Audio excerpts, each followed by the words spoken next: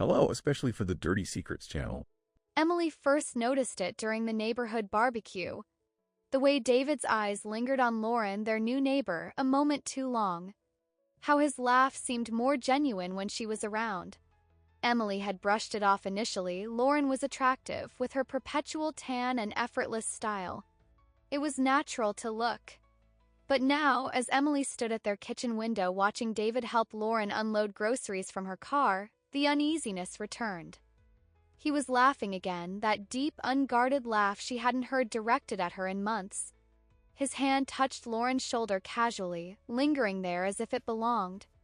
"Just being neighborly," David had said when she'd mentioned it last week. Emily sipped her coffee, wincing at its bitterness. 3 houses down, Lauren tucked a strand of hair behind her ear, leaning toward David as she spoke. He nodded eagerly, completely engaged.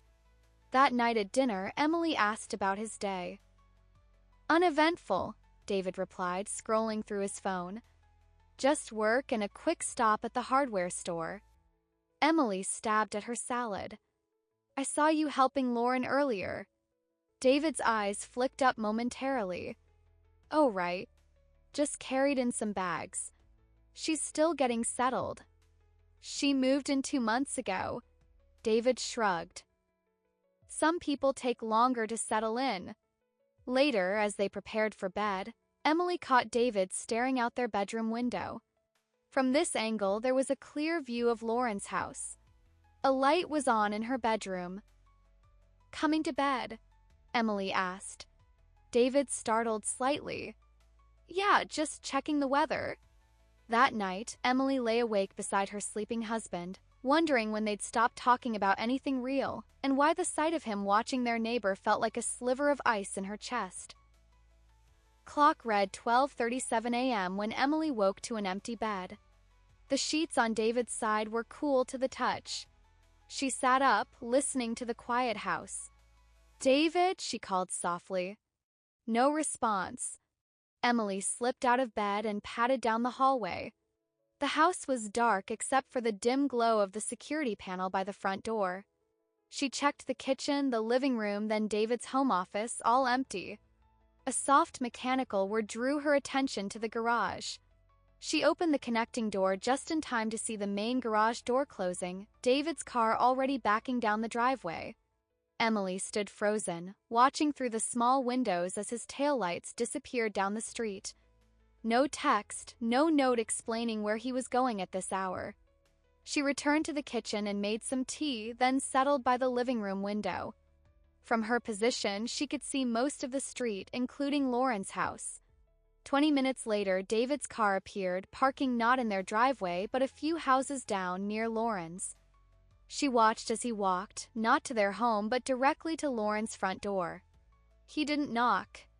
He had a key. Emily's hands trembled around her mug. She considered confronting him immediately, but hesitated. What if there was an innocent explanation? What if she was overreacting? She waited, counting minutes that stretched into an hour before she saw David emerge from Lauren's house.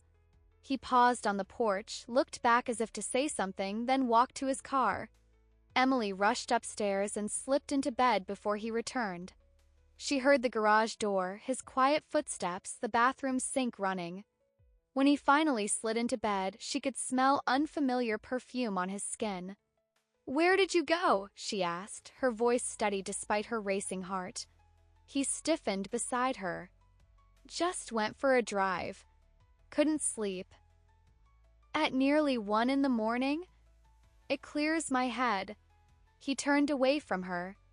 "Go back to sleep, Emily stared at the ceiling, wondering who this stranger beside her had become, and how long he'd been lying to her face.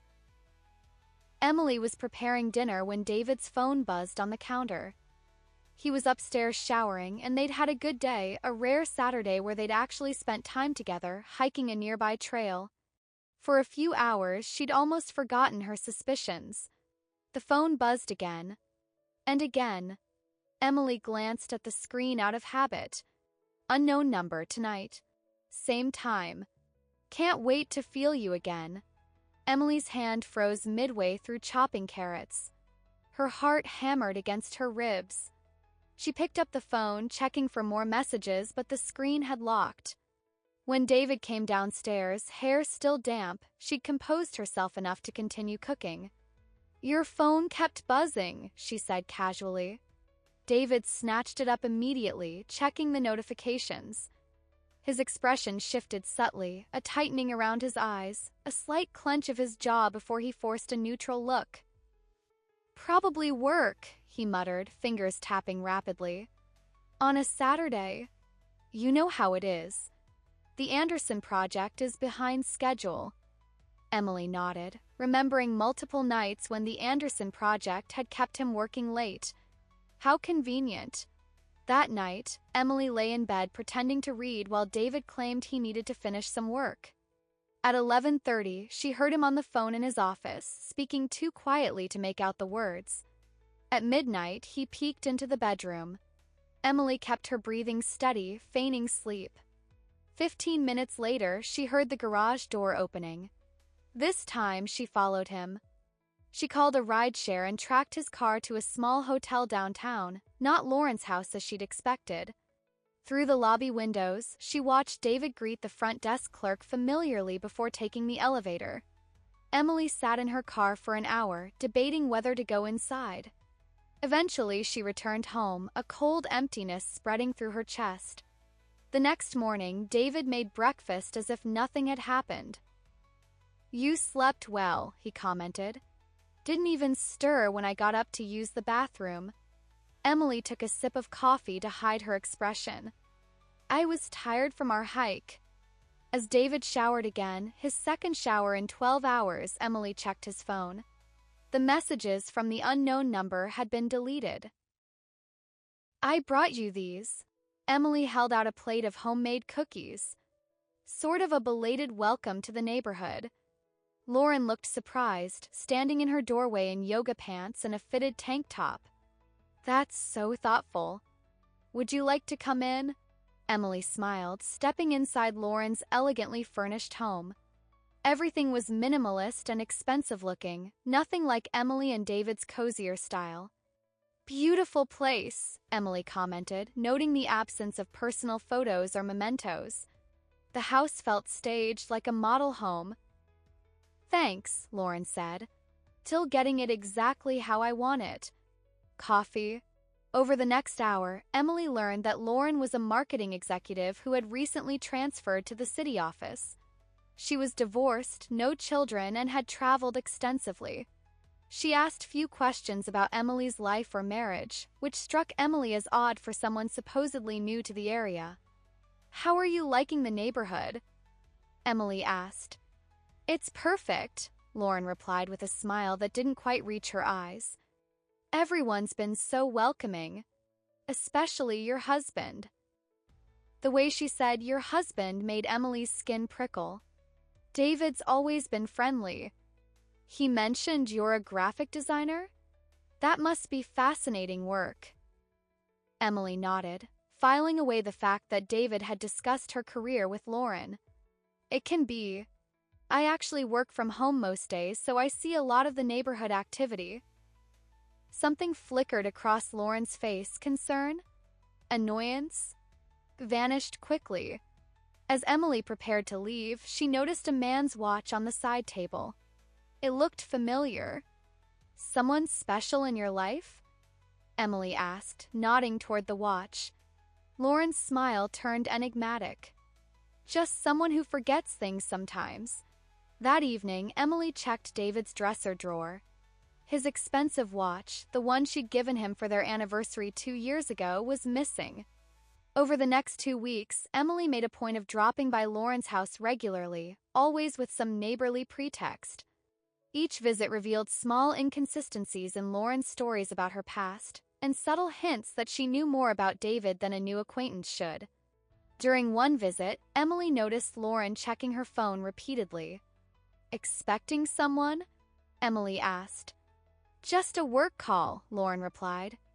Minutes later, Emily's own phone buzzed with a text from David saying he'd be working late again. Emily left shortly after, walking slowly past Lauren's house later that night. David's car was nowhere to be seen, but the lights in Lauren's bedroom dimmed precisely at midnight.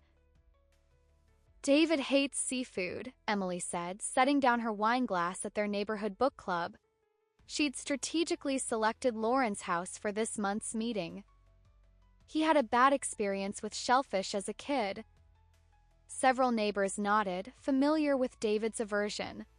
"That's not true," Lauren said automatically. "He loves crab, especially that little place on Harborview Drive." She stopped abruptly, realizing her mistake. The room fell silent. For other neighbors looked between them, sensing tension. Emily prompted, heart pounding. Lauren recovered quickly. "He mentioned it once when we were discussing local restaurants. I must have misunderstood." The conversation moved on, but Emily caught Lauren's nervous glance.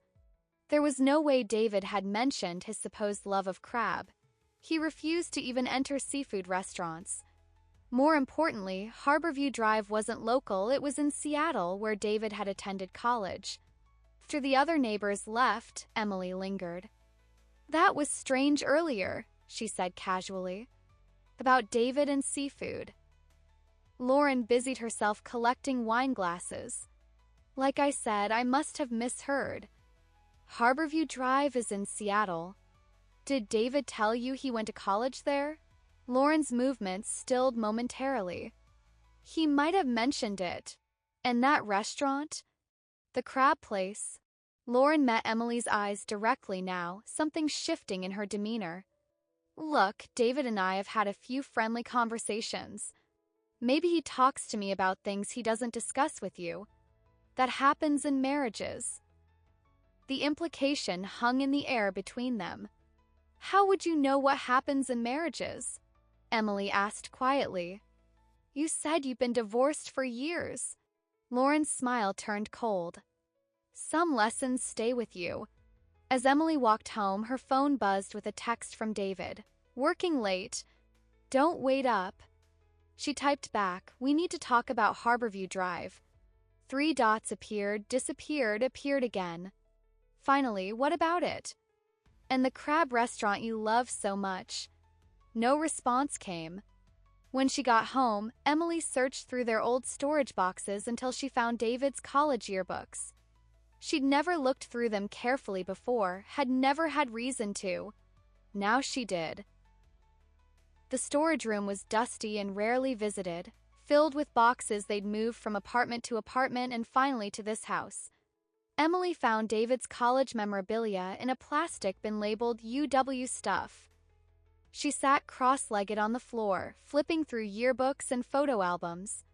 David had always been handsome. His college photos showed the same easy smile and confident posture. She recognized some friends he still mentioned occasionally. In his junior yearbook, she found the first photo, David with his arm around a young woman at a campus event. The caption read, "David Chen and Lauren Reese at Spring Formal." Emily's breath caught. The woman was unmistakably a younger version of their neighbor. She dug deeper, finding more photos, David and Lauren at graduation, on a camping trip, at a party, kissing in the background of someone else's photo. Then a small album dedicated entirely to their relationship, David and Lauren in Seattle on Harborview Drive at the crab restaurant he supposedly hated. One photo showed them in front of the Space Needle, Lauren wearing a small diamond ring on her left hand. Emily sat back, mind racing. They hadn't just dated, they'd been engaged, or at least heading that way. Yet David had never mentioned Lauren once in all their years together. He'd told Emily his only serious relationship before her had been with someone named Stephanie during his senior year. Lauren Reese. The name sounded vaguely familiar beyond their recent interactions. Emily searched through her own memories, then pulled out her laptop. A quick search of David's company website confirmed her suspicion. 5 years ago, when David had been promoted, the company newsletter had mentioned, "Chin will replace outgoing marketing director Lauren Reese, who is relocating to our European division." They hadn't just been college sweethearts. They'd worked together as adults, 5 years into Emily's marriage with David. Emily gathered the photos and went downstairs, laying them on the kitchen table like evidence at a trial. Then she poured herself a generous glass of wine and waited. David returned home after midnight. His steps faltered when he saw her sitting in the dimly lit kitchen. "Ing? Why are you still up?" She gestured to the chair across from her. "I think it's time we talked about Lauren Reese." David stared at the photos spread across the table, his face draining of color. "Where did you find these?" he asked hoarsely. "Your college boxes," Emily replied. "The ones you told me not to bother unpacking because they were just old textbooks and junk." David sank into the chair opposite her. "I can explain." "Please do. Explain why you've been pretending not to know our neighbor when you were actually engaged to her. Explain why you've been sneaking out at night. Explain why you've been lying to my face for months, maybe years." David ran his hands through his hair. "We weren't engaged. Not officially. The ring in the photo suggests otherwise. It was a promise ring. We were young." Emily laughed bitterly. "And what about when you weren't young? When she was your colleague 5 years ago? Were you young then too?" David looked startled. "How did you, company newsletter? You replaced her when she went to Europe. Another detail you never mentioned." David reached for her hand, but Emily pulled away. "It wasn't like that. We dated in college, broke up after graduation. Meeting again at work was coincidence." "And now? Another coincidence that she bought a house 3 doors down?" He hesitated too long. "I didn't know she was moving here." Emily stood up, pacing the kitchen. "I found your watch at her house. I've seen your car parked near her place at night. I know about the hotel downtown." David's expression crumpled. "It's complicated, Uncomplicate it." He opened his mouth to respond when Emily's phone buzzed. A text from a number she didn't recognize. Ask him about the letter. Emily showed David the screen. "What letter?" His face turned ashen. "Lauren's texting you now?" "What letter, David?" He stood abruptly. "I need some air. You need to tell me the truth. For once." David walked to the living room, Emily following. He went to his desk, unlocked the bottom drawer with a key he kept hidden behind the family photo on the wall. From a false bottom in the drawer, he extracted a weathered envelope. "I was going to burn this," he said quietly. "I should have." Emily took the envelope. Inside was a letter dated nearly 7 years ago, a year before their wedding. "David, I know we agreed to move on, but I can't. Paris is beautiful but empty without you. The job is everything we dreamed about, but dreams change. Mine have. I want to come home. To you. What we had wasn't just young love or convenience. It was real, the kind people search lifetimes for. I've tried to forget, tried to build something new, but everything leads back to you. I know about Emily. I know you're planning a future with her. But ask yourself this. Is she a choice or a consolation? Do you love her like you loved me? Like you still love me? I've made arrangements to return next month. Say the word and I'll be on the first flight home. We can have everything we planned, the house, the life, the future. It's still there waiting for us. All my love, always." Lauren Emily looked up from the letter, tears stinging her eyes. "You had this before our wedding." David's voice was hollow. "Yes." "Did you reply?" "I told her I was committed to you. That she should stay in Paris." Emily stared at him, pieces clicking into place. "But she came back anyway." They sat in silence on opposite ends of the sofa, the letter between them like a physical manifestation of their fracturing marriage. "Did you ever love me?" Emily finally asked. David looked pained. "Of course I did. I do. But Lauren was first." He nodded slowly. "We met sophomore year. She was brilliant, ambitious. We were inseparable for almost 3 years. What happened? After graduation, she got offered a position in New York. I wanted to stay in Seattle. We thought we could make long-distance work, but... He trailed off. But we wanted different things. Or so I thought. We agreed to end it. It was mutual but devastating. I threw myself into work. Then, 5 years later, she appeared at the company. Emily felt sick. While we were dating. Yes, David admitted. First, we kept things professional. But old feelings resurfaced. We never, he hesitated, we never physically crossed lines. But emotionally, it was complicated. You were emotionally unfaithful, Emily said flatly. I chose you, David insisted. When she got the Paris offer, I encouraged her to take it. I wanted our relationship, yours and mine, to have a real chance. But you kept her letter. All these years. David looked away. A moment of weakness. And now? What's your excuse for sneaking around with her now? He leaned forward, elbows on knees. She contacted me about 6 months ago. Said she was considering relocating back here. Asked if I thought it would be awkward. I told her it was a bad idea. Yet here she is, 3 houses down. I didn't know she'd buy in our neighborhood. When she moved in, I was shocked. I planned to tell you about our history, but then she started making comments, hints about the past. I got scared. Of what? That she'd tell you things. That she'd try to cause problems. He looked at her directly. That you'd see her and wonder if I settled for second best. Emily felt her throat tighten. Did you? No, he said firmly. But Lauren and I have history. She knows how to get under my skin. When she moved in, she started reaching out, saying she needed help adjusting. Seemed innocent at first. And the late-night visits? The hotel. David's shoulders slumped. About a month ago, she invited me over to talk. Just talk, she said. But when I got there, it was obvious she wanted more. I said no, left immediately. But she kept texting, threatening to tell you her version of events. So you started meeting her to keep her quiet? To manage the situation. The hotel was my idea, neutral ground where we could talk without neighbors seeing. I thought I could convince her to stop, to respect my marriage.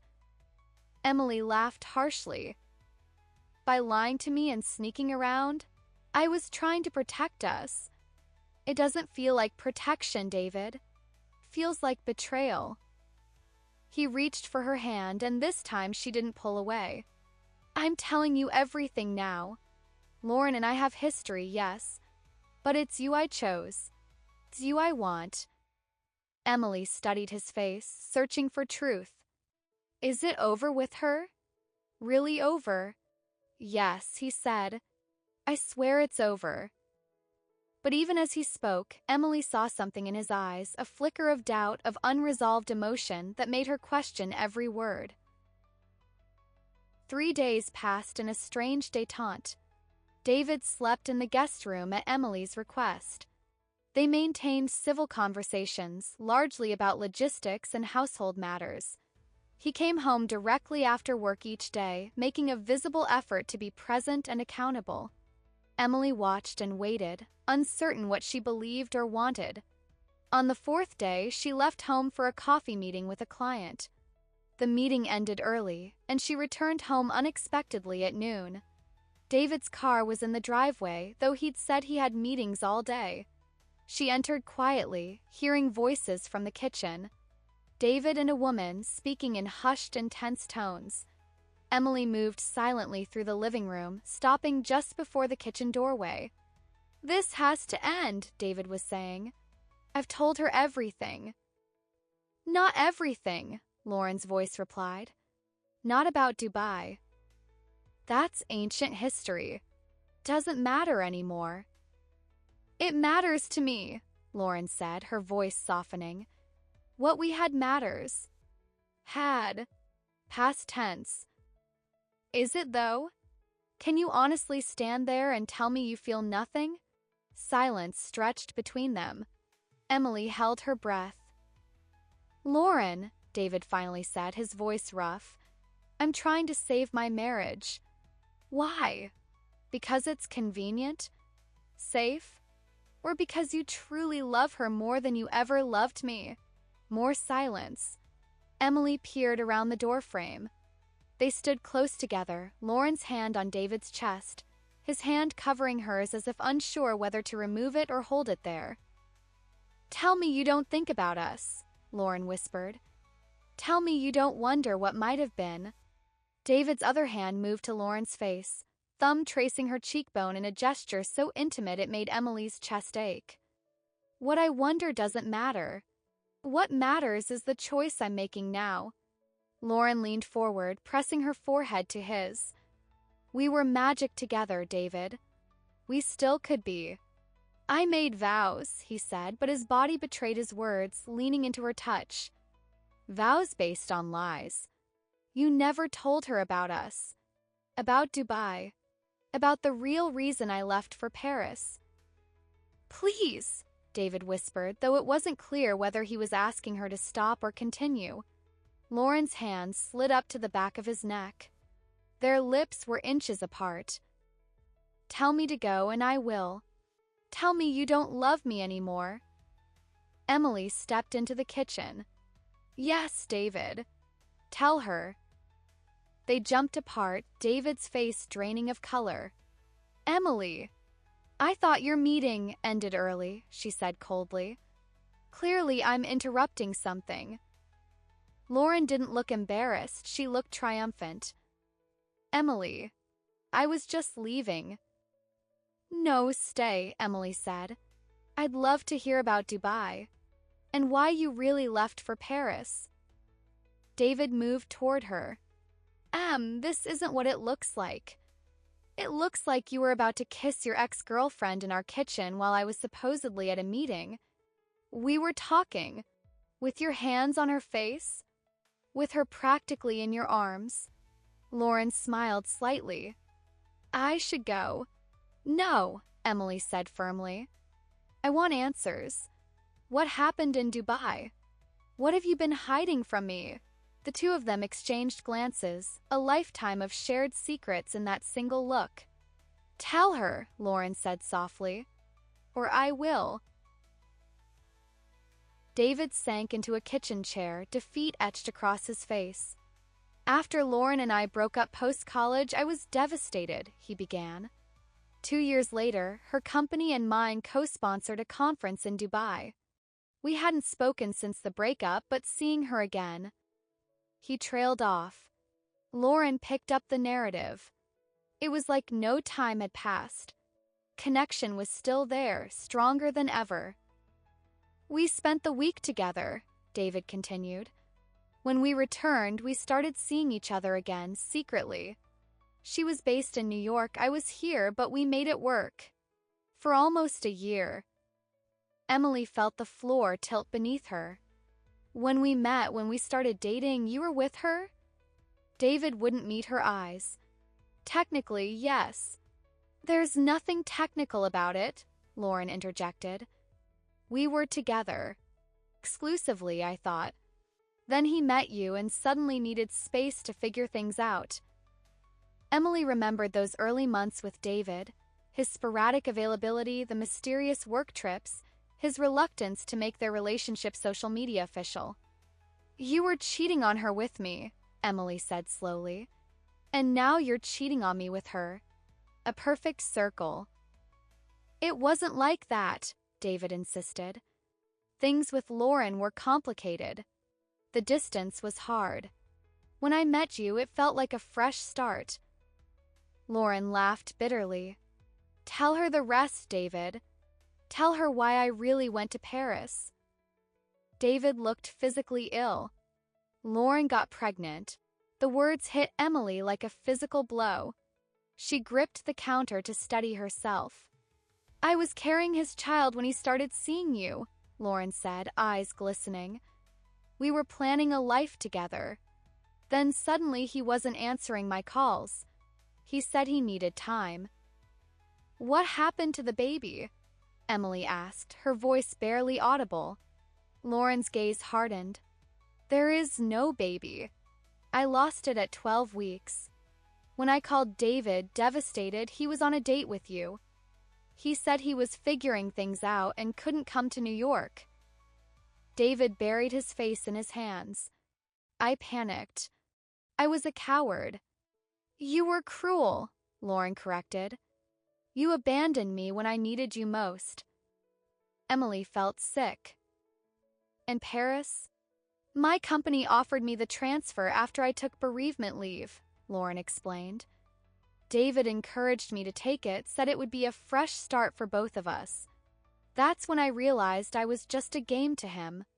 Something to play with until he got bored or scared. She turned to David. And now you're doing it again. Playing between two women. Never fully committing, never fully letting go. That's not true, David protested. Isn't it? Lauren challenged. You've been meeting me for months. You kept mementos from our relationship. You respond to my texts at all hours. You stand in your kitchen letting me touch you, not stopping me when I nearly kiss you. She turned to Emily. He never intended to leave you for me. Just like he never intended to truly commit to me. David doesn't want either of us, he wants both. The safety of marriage and the thrill of forbidden connection. Emily stared at her husband, a stranger wearing a familiar face. Is that true? Am I just convenient? David reached for her hand. No. Lauren is twisting everything. Yes, I've made mistakes, terrible ones. But I chose you, Emily. I love you. Lauren scoffed. He told me the same thing in Dubai. In New York. The night before he proposed to you. Emily pulled her hand away. You saw her the night before our engagement? David's silence was answer enough. I came to town to try once more, Lauren said quietly. He took me to dinner, made love to me, then went home and designed the perfect proposal for you. Stop, David whispered. He bought my silence with promises he never intended to keep, Lauren continued. That's his pattern. And moving here? My final test to see if anything had changed. It hasn't.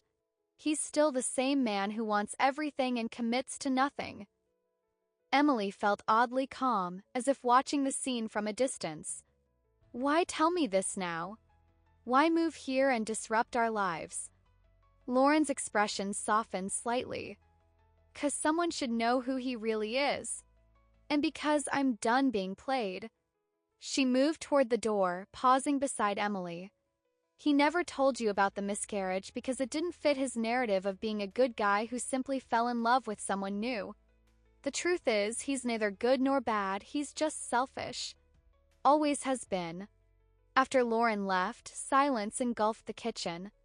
Emily looked at her husband, this man she'd loved, trusted, built a life with, and saw a stranger.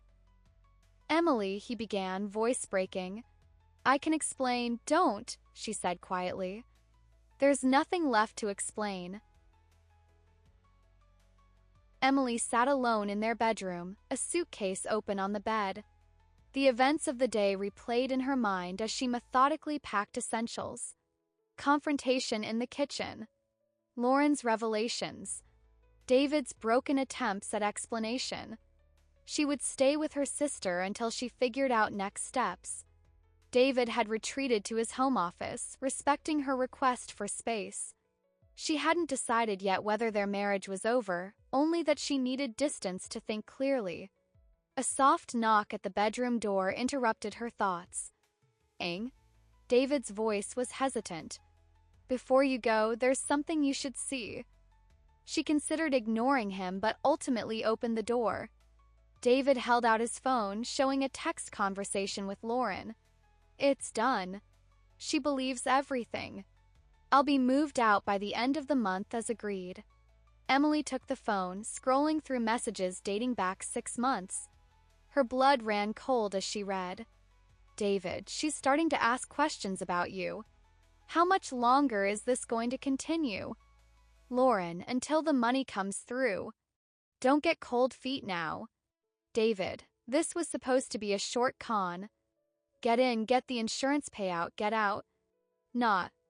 Whatever this has become. Lauren, plans change. She's more suspicious than we anticipated. We need to accelerate. The messages detailed an elaborate scheme. Lauren wasn't David's ex-girlfriend. She was his accomplice. Emily looked up, confusion and horror dawning. What is this? David's expression was grim. The truth, finally. Lauren and I met 3 years ago at a bar in Chicago during a business trip. She's a con artist. I was her mark initially, but when she learned about my family's trust fund, we formed a partnership. Partnership? Emily echoed, disbelieving. The plan was for Lauren to move nearby, create a fake history between us, and slowly drive a wedge in our marriage. Once you filed for divorce, I'd transfer assets to protect them from the settlement. Assets she would then help me steal. Emily sat heavily on the bed. The photos? The yearbooks? Photoshopped. We created a complete backstory. Lauren spent months researching my college, my company history. The pregnancy story? Fiction. Designed to make you hate me enough to want nothing to do with our shared finances. Emily's mind raced. But why? We have a good life. Trust fund is relatively modest. David's laugh was hollow. It was never about the money, Em. Not for me. He sat beside her, careful to maintain distance. 6 months into our plan, I realized I couldn't go through with it. I tried to back out. Lauren threatened to tell you everything. So instead of coming clean, you tried to manage her? Emily asked incredulously. I was a coward.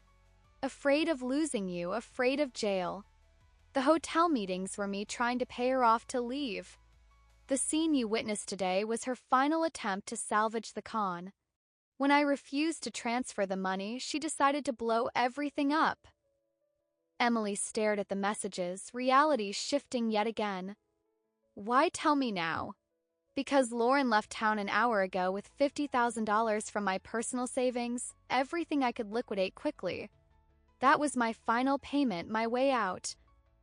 He looked at her directly. I'm turning myself in to the police tomorrow. I've already contacted a lawyer. Emily felt numb. So there was never another woman. Just criminal conspiracy. The affair was fake. Crimes were real. David handed her a flash drive. This has everything, our communications, bank transfers, the original photos before alteration. I'm giving copies to the FBI and the insurance company's fraud division. How could you do this? Emily whispered. How could you plan to destroy our marriage for money? David's eyes filled with tears. Because when we met, I didn't believe in love. My parents' marriage was a business arrangement. Relationships were transactions. You changed that, showed me what real connection meant. By the time I realized I truly loved you, I was already trapped. He stood, moving toward the door. I don't expect forgiveness. I don't deserve it. But you deserve the truth before making your decision. Emily sat frozen as he left the room. The suitcase lay forgotten beside her. Outside the window, rain began to fall, pattering against the glass like the tapping of impatient fingers. Her world had imploded twice in one day. First, discovering her husband's supposed affair. Then, learning it was something far more sinister, a calculated scheme involving fraud and theft. The irony wasn't lost on her. She'd been prepared to forgive an affair born of past love. But could she forgive a conspiracy born of greed that had transformed into remorse? Emily closed the suitcase and set it on the floor. She wasn't leaving tonight. Not until she'd reviewed every document on that flash drive. Not until she'd spoken to David's lawyer. Not until she understood exactly what had happened and her own role in it. Because while David had been lying about Lauren, Emily had her own secret. Private investigators she'd hired weeks ago had already uncovered discrepancies in Lauren's background. The report sat in Emily's email, unread until this morning. She had known something was wrong. She just hadn't known what. Emily picked up her phone and the flash drive. Truth was a shifting landscape today, but somewhere beneath the lies, both those told to her and those she'd told herself about her marriage, there might still be solid ground. Tomorrow, David would face the consequences of his choices. Tonight, she would decide if she will. Thank you for watching. If you liked the story, like, subscribe to the channel and share with your friends. Thank you.